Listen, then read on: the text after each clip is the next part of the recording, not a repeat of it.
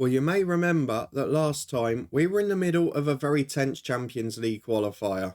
I've got my time wasting mug ready to go if need be, but we are going into the second leg against FC Basel, and if we win it, we're guaranteed at least Europa League football.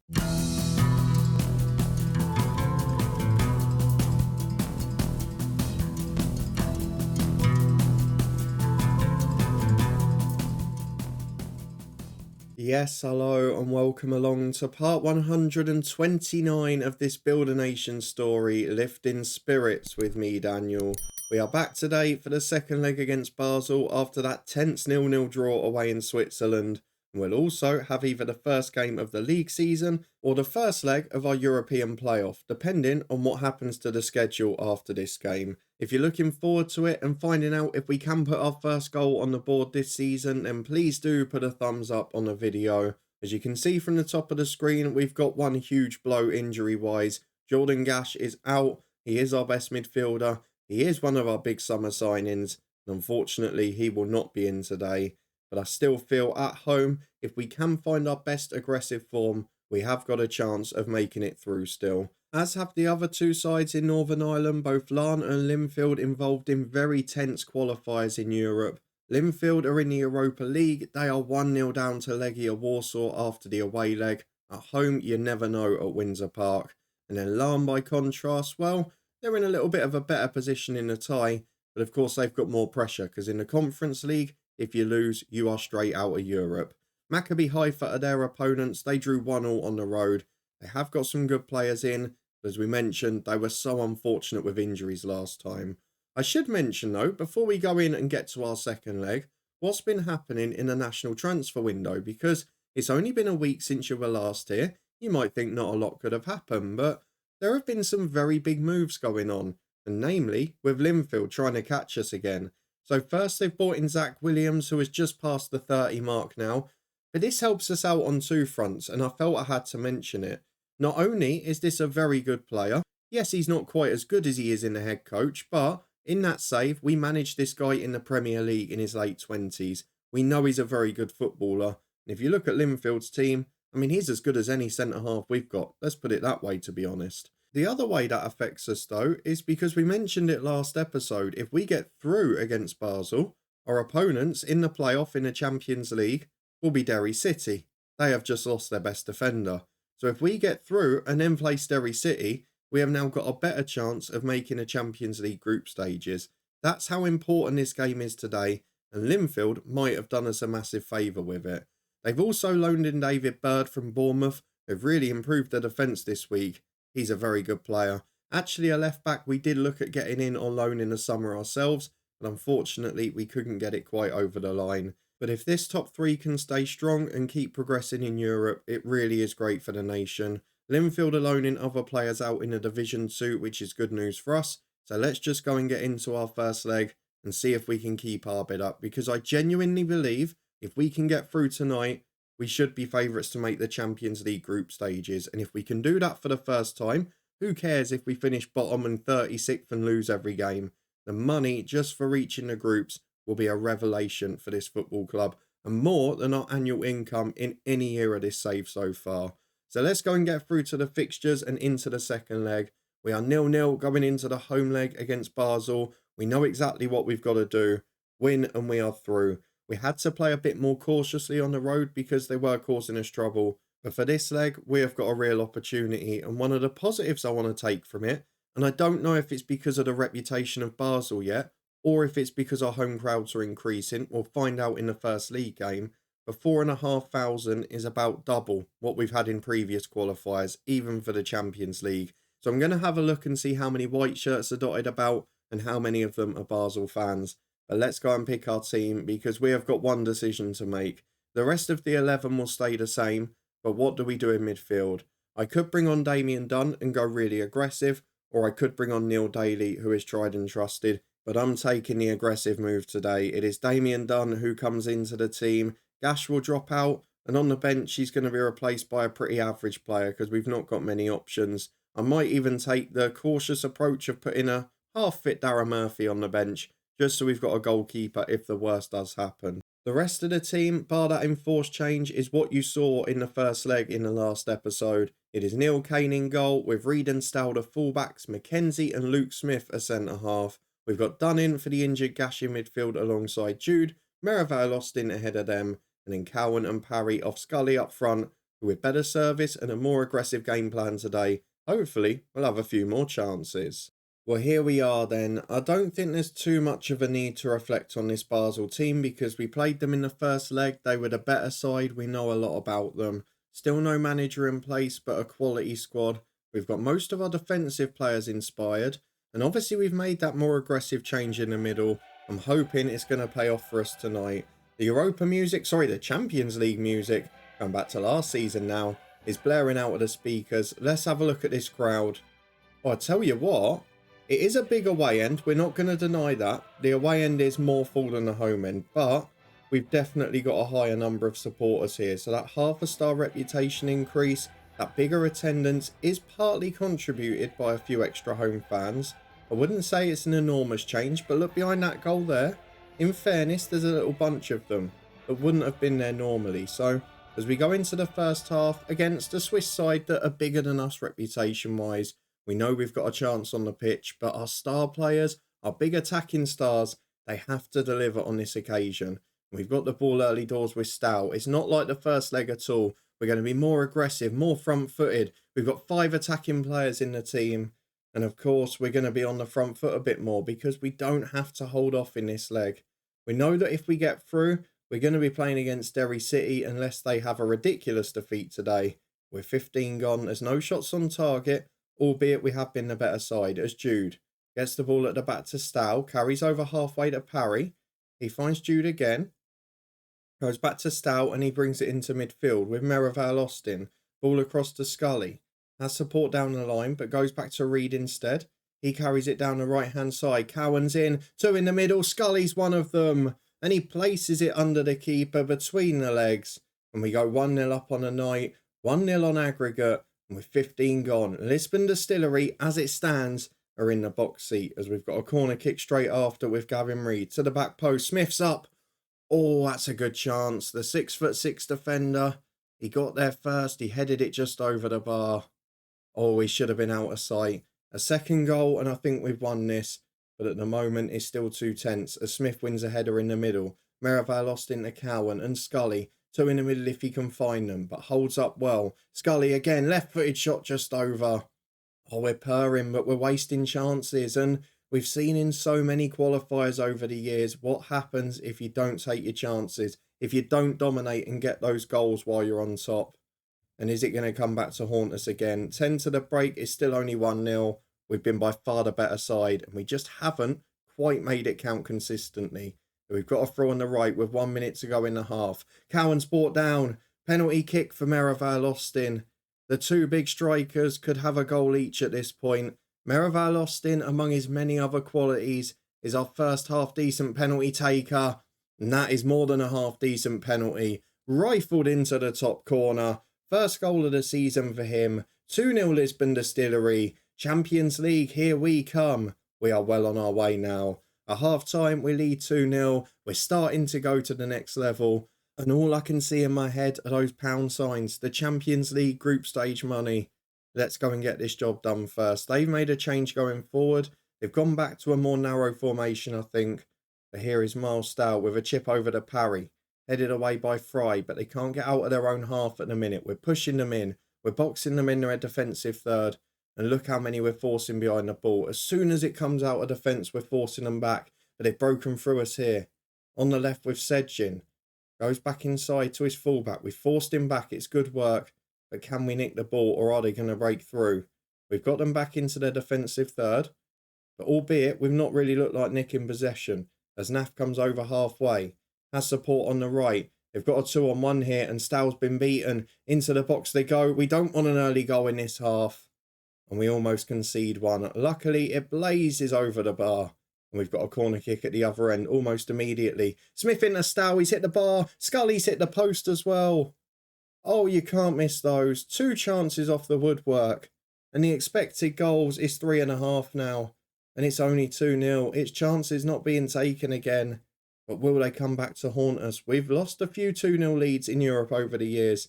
As Scully gets himself in, the goalkeeper's committed, and Mark Scully, with a little nod down from the edge of the box, it goes under the keeper, and the goal is at his mercy. There's no one there. It dribbles over the line for 3-0. We are well on our way.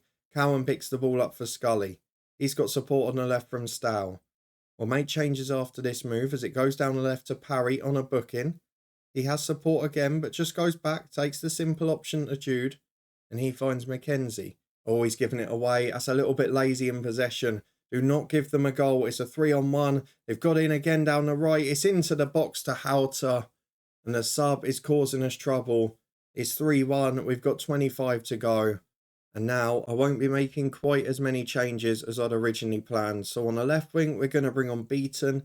He's going to go as an inverted winger on attack, get the youngster some game time. Dunn's not had the best game in midfield. It's paid off generally, but we want to be careful now. So Neil Daly will come on for him. And then at fullback, Stow's looking complacent, so on comes Kyle Carr. 3 subs made, 25 to go. Do not let them back in this. We've got a free kick with Damien Jude. It would be lovely if he could curl this in the corner for us. Is he going to do it? Just wrap the game up. Let us celebrate in style. Please give us a moment of spectacular magic. Here he comes, left-footed, Damien Jude. The wall's not in a great place. It never is in FM. The invisible vanishing spray's gone already before the free kick. And the free kick is over the bar. 25 to go with 3-1 up. And at the moment, we are very content. Well, 15 minutes to go. It's Basel on the front foot. And if they score here, my mood might change considerably because they're carrying the ball forward and they've got men up in support. That's got to be offside, referee. There was no one within 10 yards of him. And if it wasn't off, the defenders were getting some serious questions asked. But thankfully, we're all right. So with just over 10 to go, I'm going to take off 2 of the tired legs, try and rest them for the weekend and next midweek. Jude will be replaced by, I think Morgan Griffiths is probably the best option. Daly will switch to the playmaker role. And then we're going to take off Merivale Austin, and he'll be replaced by I don't know who. Do you know what? We'll bring on Lafferty, and we'll put Beaton as the number 10. Something I didn't expect to have to do this early at his time at the club, but due to the players we've taken off and the injury for Jordan Gash, it's just worked out that way. 10 to go, 3-1 Distillery. Derry are 1-0 up on the night. We will be playing an all-island tie for a place in the Champions League group stages. Northern v the Republic. We've not got a great record against them, but Linfield have done us that favour. They've taken their best defender, and it might just give us an opportunity now. 5 minutes of stoppage time up. We are 1 game from the Champions League group stages. This is huge for the nation. Now, what can the other 2 do in their Thursday night football? If they can edge closer to going through as well, then we are in really good nick. Back in a minute to confirm the Derry City tie and see if our counterparts have made it through. Well, the big news we needed from Thursday night has occurred. Larne have managed to get their result. They won 2-0 at home to Maccabi Haifa and are through to the Europa Conference playoff round. 1 more win to get to the group stages, but Linfield are going to have to do the same. They lost 2-0 at home to Legia Warsaw in Europa League qualifying, so they go into the Europa Conference playoff, but they've got a very winnable game, and they've just brought in those new signings who they'll now be able to register for the squad. So I'm hopeful that they're going to make progress. Fingers crossed both will get through. It could be big for the nation, but financially for us, the Champions League is the big aim. We've got Derry City, that's confirmed. We've got big action before it though. And I feel I've got to show the first game of the league season because last year we only dropped 2 points aside from against Linfield. And we've got to keep that consistency. We'll be back in a minute for that opener and to see who's fit for the big match. We're back for the opening day of the domestic season, and in the meantime, we have lost another scout, which has been happening a bit this summer. It was Paul Cook before, it's Colin Calderwood now. We'll keep getting replacements in, as we did with Dean Smith last time. Let's go and get through the fixtures, though. We've got to balance this carefully, because Coleraine, it is one of the trickiest away matches. They haven't got any qualifiers at the minute. They only narrowly lost to Aberdeen. They're doing all right. They've got a very decent side with McDonnell in the middle, who we tried to sign, 18 months ago when Lennon went? Was it 2.5 years? But he's a good player. Johnny Burns, the number 10, is a starter for Northern Ireland, our national team. He's very good. He's competitive with our players. And Marshall up front is a good one as well. They've got the likes of Brian Varmer on the bench, who was a first teamer here only 2 or 3 years ago. So this is going to be a big test for us. We're also missing 2 defenders with Reed and McKenzie suspended. That's a hangover from the final day last year. So let's see what we can put out. A little bit of rotation needed.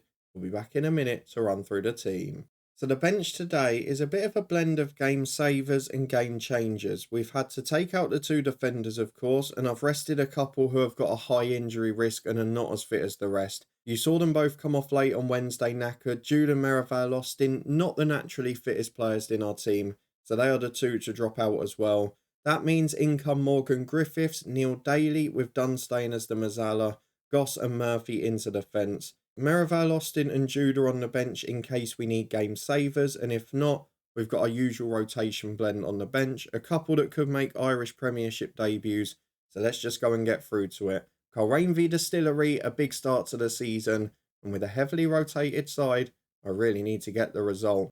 Well, here are the teams with most of Colerane's big hitters playing. Ethan James on loan from us is left out. John McAllister, signed from Linfield in the summer, comes into their starting team up front, weirdly.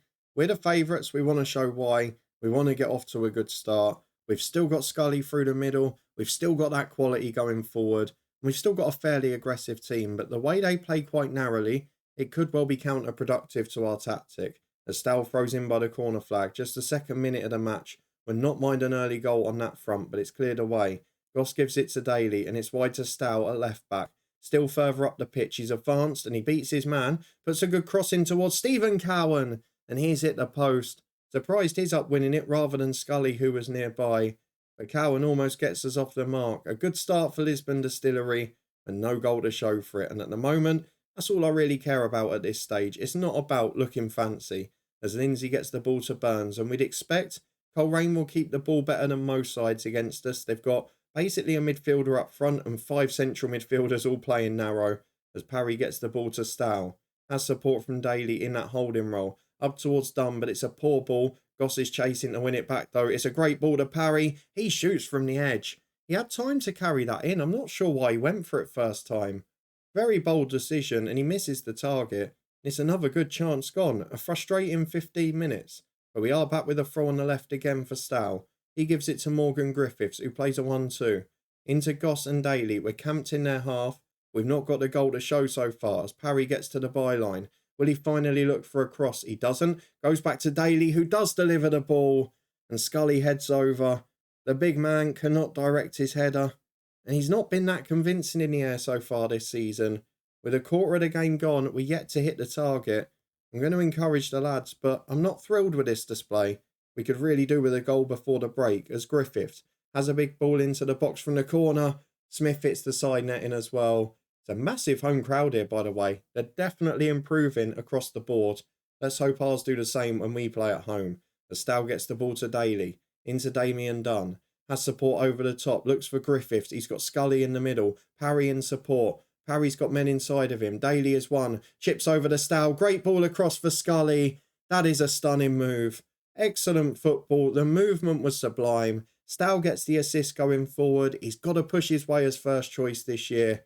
And Mark Scully is always in the middle. He gets the opening goal. 10 to the break. It's not been a vintage display. We've got our goal, and if we win it 1-0, I'll be a pretty happy man. Oh no.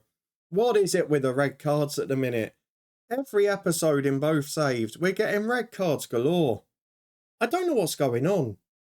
Can someone let me know in the comments? I've changed nothing tactically. I've not gone more aggressive. As far as I know, since the January update or in recent weeks, there hasn't been an FM update. But I'm suddenly just getting red cards galore and I don't know what to do about it. What a bizarre circumstance. Now, that's made this game a bit tricky. I'm going to have to sacrifice Morgan Griffiths, which I didn't really want to do. I wanted to rest the people who were stars, but Kyle Carr, he is going to get his chance to shine now. He's going to come on as a left back. We're probably going to have to play balanced in the end now. And I guess we've still got Dunn pushing forward, but it's far from ideal. And it's going to stop us making changes later on that we otherwise would have done. Coleraine hadn't had a shot. Stow was playing really well. But we just keep getting those. And it's not like they're basic red cards. We don't get many red cards for 2 yellows or persistent fouls or whatever. We're just suddenly seeing a spate of these ridiculous lunges from however far away. And it's not like we're telling the lads to get stuck in or be more aggressive or anything like that. He's just randomly started popping up. It's so bizarre. As McAlinden finds Hamilton, this game has now got tricky. And we have got to make sure that we keep our concentration, because this could all start to go wrong. As Burns goes back to Robinson, chips over to McAllister. It has all started to go wrong. Now I'm bloody furious, because it's the same thing that's costing us every episode. And I don't actually feel like I'm in control of it. It's not a tactical thing. It's not a discipline thing. It's just a feature of the game since the update that there has to be these ridiculous red cards over and over and over. I actually wouldn't mind if we saw a few more for 2 yellows or different things, but they're all the same. It's the same lunging animation. And there's another one now. I mean, what is going on in this game? What is going on? I don't understand it. Coleraine have got one now. We're going to go back to positive, and it gives us a great chance to win it, but I'm baffled. We went most of the first 6 months of this calendar year, or of this FM cycle, sorry, not seeing any red cards at all, really. And now, it's every time, it's a thunderous lunge. It's not a blatant mix of red cards. It's just stupid fouls, and I don't get it. Damien Dunn is going to be replaced by Jude because he's not playing well again. He's had a poor start to the year. Cowan is off on the right. Merivale Austin is coming in. We're bringing the big hitters on. We've got half an hour to go. It's 10v10. It's far from ideal at the minute, but I would back us to be the team of the two that maybe goes and finds the winner. We've gone positive. We're probably going to go attacking as well. And we're going to look at changes we can make. We've got Owen Kidd coming on for Smith, who's knackered at the back. And then we're also going to go Neil Daly off, Kashif Beaton on. It's such a weird game, and I just don't feel like we're in control of it at the minute, because it's just deciding so many of these matches. As Robinson goes over the top, Goss will deal with it, clears away as far as Jude. By the way, since they've gone down to 10, we've really struggled to get on top, as Beaton gets it to parry, up to Mark Scully. Where's the support? Our wingers are supposed to be on attack. We've got a Mazzala who's not getting forward. It's a little bit of a concern fitness-wise, not financially. This is up to Scully on the left. I could have done with him in the middle. Merivale Austin is there, though. The keeper comes. Oh, he's given us a gift. Thank you, Dylan Berry. He has dropped one right to Merivale Austin, and we are not going to get much more luck than that. Let's go back to a 4-4-1. Let's just see this out now. We don't often have to do it. I said at the start, didn't I? I've got the mug out if we need it. I didn't expect it to be for this game of the two. I've got to be honest with you. Coleraine have given us a good game. Since they've gone down to 10, they've been good. I mean, the less said about the red cards, the better. But we are now in a leading position. And as long as we come out of this with a win, quite frankly, I'm not going to worry that much. Let's slow the pace down. Let's time waste a bit. More defensive duties. And fingers crossed holding on. As Murphy throws in from the right, there's no one there. Campbell's header away is poor though to Jude. On the volley, that's spectacular. Just over the bar in the end, but it was a cracking effort. And we look like we're going to win this by 2-1. One of the most bonkers game of football you'll ever see. Not the first time in this season in both of these saves that we have seen 2 red cards, 1 apiece for stupid lunges. Tell me in the comments, am I the only person getting these, or is it happening to you guys as well? Because I feel like I'm talking about it every episode. But we've got the win, we've done our job, and now we can focus on Wednesday. Let's go and look at the schedule. Well, after a far more frustrating experience and a tense afternoon than expected against Coleraine, we have got through this one with 2 wins, and we will be back for the second leg of the Derry City Champions League qualifier.